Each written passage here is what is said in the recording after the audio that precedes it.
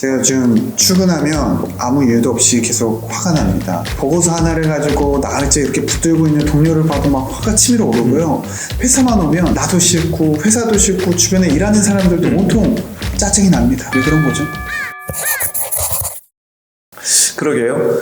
누구나 직장 생활을 하면 우울감, 무기력감 또는 때로는 이제 분노의 사이드가 있습니다.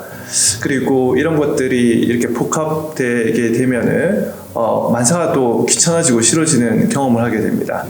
우리는 이거를 이제 감정의 체력 또는 정서의 체력이라고 봐도 되고요. 어쩌면 내가 이런 상태에 빠져 있는 게 내 감정에 대한 관리 또는 감정을 높이는 기술이 없어서 그런 건 아닐까, 이런 질문을 던져봅니다. 그래서 오늘 실제 누구나 경험하는 부분인 것 같습니다. 회사만 가면 우울해져. 또 회사만 가면은 막 화가 나. 관련된 마음이 어떻게 작동하는지 좀 이야기도 해보고 필요한 기술, 그리고 더 나아가서는 저희 코치님과 함께 실제 실천할 수 있는 그런 루틴들 같이 한번 이야기해보면 좋겠습니다. 일하기 싫다라는 마음 자체를 많은 분들이 공감하시겠지만 조금 더 디테일한 사례 한 가지를 준비해 왔으니까요. 네. 제가 바로 읽어드릴게요.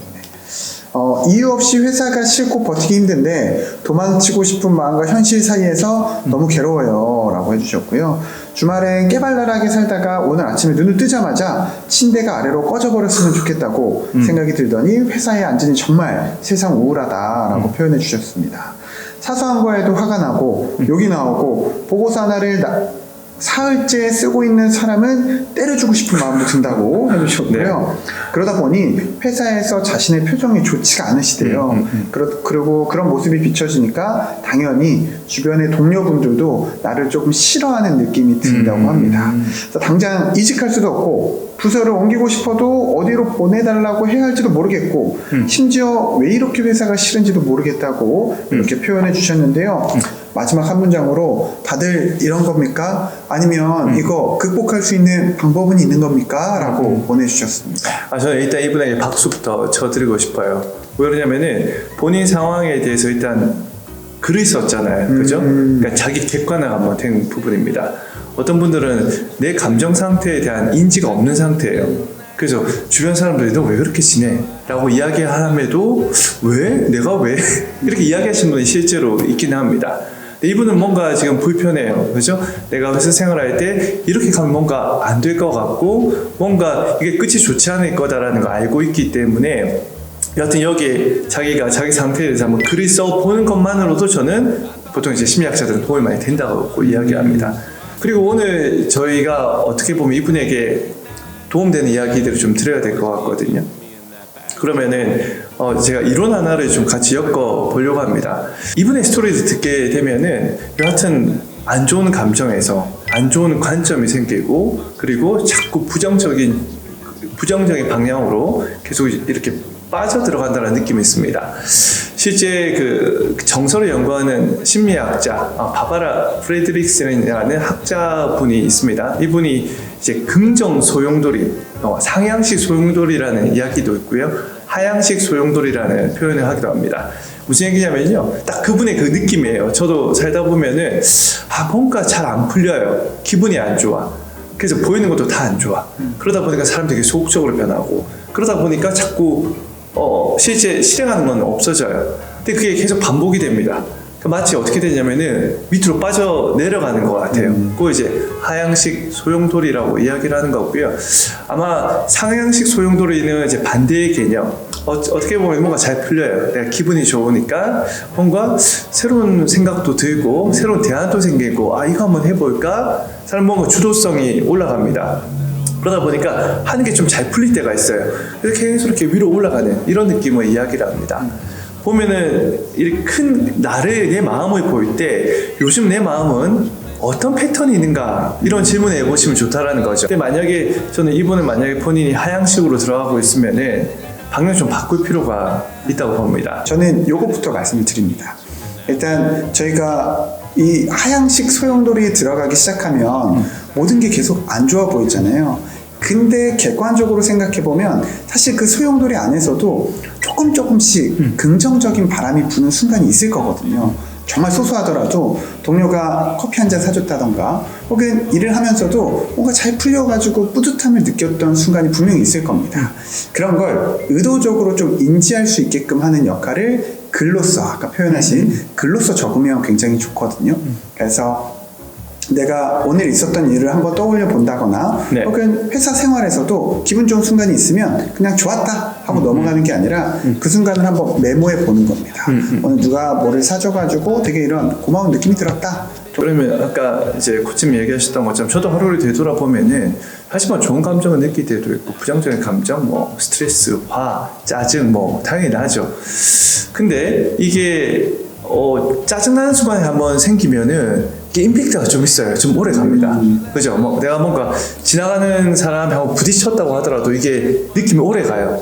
여하튼 부정적인 감정이 오래 내 속에서 이렇게 잔존하고 오래 가기 때문에 뭔가 일상에 지내다 보면 자꾸 밑으로 내려가는 기분이 들 수가 있습니다. 그러면 이제 의도적으로 긍정적인 감정을 좀 확장을 해줘야 되는데 아까 제가 비유를 이야기 드렸잖아요. 이게 1대1이 있어도 저는 부정적인 게 더 많이 남는다라고 이야기를 합니다. 결국 학자들의 이야기를 하는 거는 최소한 3대1 정도의 긍정적인 정서의 경험 비율이 높아야지 이게 상향식 소용돌이를 시작할 수 있는 시작점이 될 수 있다라고 이야기를 하거든요. 분명히 좋았던 것도 있을 것 같아요. 근데 부정적인 상황이 많을 것 같고 그렇죠. 근데 이게 1대1이라고 하더라도 방향 트는 데는 쉽지는 않다라는 겁니다. 그래서 어떻게 보면은 긍정 정서를 경험할 수 있는 비율을 의도적으로 확 높여야 된다는 거죠. 네, 그 이론적인 접근은 너무나 공감이 되지만 네. 사실 이제 현 직장인이라면 일터에서 좋을 일이 잘 없잖아요. 복수적으로 한 가지 더 가져가자면 그 짧은 비유를 알차게 증폭시켜봐라 라는 것도 제안하고 싶은데 저희가 하는 것 중에 그 감각 기능을 활용해서 음미하는 게 있지 않습니까? 네네. 근데 요즘 우리가 긍정 정서를 느끼려고 휴식하려고 일하다가 커피 한 잔을 하러 가거나 혹은 잠깐 산책하러 나가는데 그 순간에도 사실 마음은 일에 묶여있다 보니까 그럴 수 있죠. 네. 엑셀 떠오르고 창밖을 보더라도 막 보고서가 막 떠오르고 이렇게 마음과 현재 상태가 일치가 안 되면 오히려 그 비율을 떠나서 정서적 반응을 크게 일으킬 수 없다고 하는데 이럴 때 감각 기능을 써서 그 순간을 조금 더 효과적으로 써보는 거죠. 뭐 예를 들어서 커피를 한 잔 한다면 커피에서 느껴지는 그 향긋한 향에 일부러 막 집중해보는 거고 또 컵에서 느껴지는 그 따뜻한 온기 그리고 선선한 바람 이렇게 감각에 집중하다 보면 정서적 반응을 더 크게 일으킬 수 있다라는 내용이 있기 때문에 빈도를 잘 가져가는 것도 좋지만 우리가 그 주어진 소중한 빈도 안에서 강력한 반응을 일으키기 위해 감각 기능도 같이 써보자 라는 것도 제안을 같이 드려보고 싶습니다. 지금 이렇게 혼자서 아침에 커피 한잔 하는 루틴도 너무나 좋지만 가능하다면 가끔은 정말 내가 같이 있어도 기분 좋은 그리고 편안한 동료와 함께 그 순간을 즐겨보면 어떨까라는 생각이 듭니다. 우리가 아까 감정을 표현하는 과정에서도 감정을 조금 정리할 수 있는 효과도 있고 또 부정적인 정서가 담겨 있다면 그 강도를 낮출 수 있는 특징도 있거든요. 그래서 동료랑 같이 이야기를 나누면서 그 즐거운 순간을 같이 만끽해 보시면 조금 더 좋지 않을까라는 생각이 들고요. 이때 또 좋은 효과 중에 하나는 우리가 누군가한테 커피를 한 잔 대접하거나 혹은 맛있는 식사를 같이 먹자고 제안하는 게 상대방은 되게 고마울 거잖아요. 그리고 우리 감정이 갖는 힘 중에 하나는 감정은 특정 행동, 충동을 만든다는 특징이 또 있습니다. 상대방이 고마움을 느끼면 보답하려고 하거든요. 그래서 생각지 못한 순간에 나에게 또 긍정적인 순간을 만들어주는 역할을 하게도 될 수 있습니다. 그래서 때로는 혼자 즐기는 것도 좋지만 함께 할 수 있는 동료와 그 순간을 즐겨봐라 라는 것도 좋은 아이디어가 될 수 있을 것 같습니다. 코치님 이야기에 이제 심리학에서 이야기하는 헬퍼스 하이라는 개념이 떠오릅니다. 그죠? 아마 그 활동을 하다 보면은 물론 커피를 얻어먹는 사람도 기분이 좋기는 한데 맞아요. 사실은 사줄 때 느끼는 그 행복감이 있습니다. 긍정 정서가 있고요. 근데 그런 것들이 긍정 정서들이 경험 빈도들이 아까 물론 강도도 있고 빈도가 있는데 늘어나다 보면은 저는 앞에서 이제 이분 같은 경우에는 어쩌면은 본인이 현재 상황을 바라볼 때 방식이 이미 이렇게 고정이 되어 있을 수도 있고요. 유연성이 떨어지기도 하고 내 상황에 답이 없다라고 생각할 수도 있습니다. 근데 아침에 또 다른 하루를 한번 생각해 보는 거죠. 일이 바뀌진 않을 거예요. 제가 봤을 때 힘들거나 이게 바뀌진 않는데 그냥 오늘 하루를 살아갈 때 일단 기분 좋은 감정으로 커피 한 잔 마셨고 그리고 점심 때 분명 오전에 막 스트레스가 있고 문제가 해결이 안 되지만 동료랑 커피 한잔 하면서 뭔가 기분 좋은 상태에서 이것저것 또 이야기를 하게 됩니다.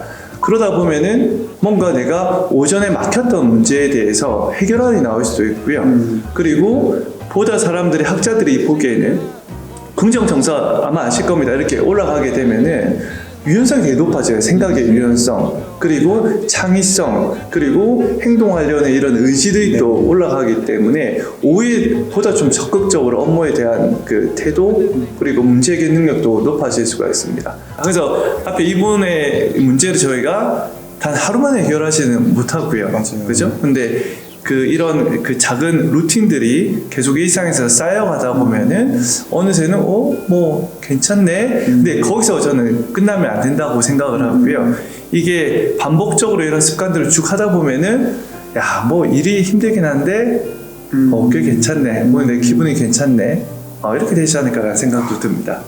너무 중요한 맥락을 또 말씀해 주신 것 같아서 이게 지금 우리가 느끼는 이 소모감이 네. 사실 지금 한순간에 생긴 건 아닐 거다라는 것도 저는 조금 인상적이었던 것 같고요. 반면에 그걸 전환시키는 것도 한순간에 되지 않으니 우리가 지금 여러 가지 방법들을 고안해보고 여러 가지 시도들을 해보면서 조금 점진적으로 긍정 소용돌이를 만들어가는 게 중요하지 않나라는 네. 생각이 드는 것 같습니다.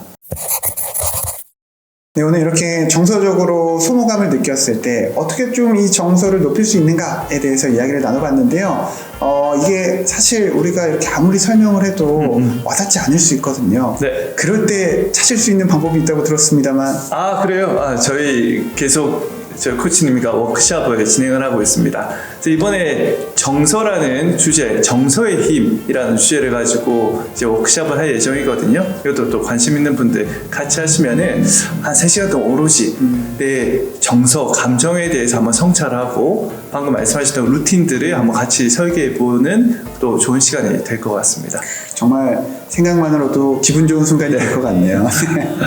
네, 그러면 이렇게 소개를 마치도록 하고요. 그럼 정서 워크숍에서 만나 뵙길 기대하면서 인사드리도록 하겠습니다. 고생하셨습니다. 네, 고맙습니다.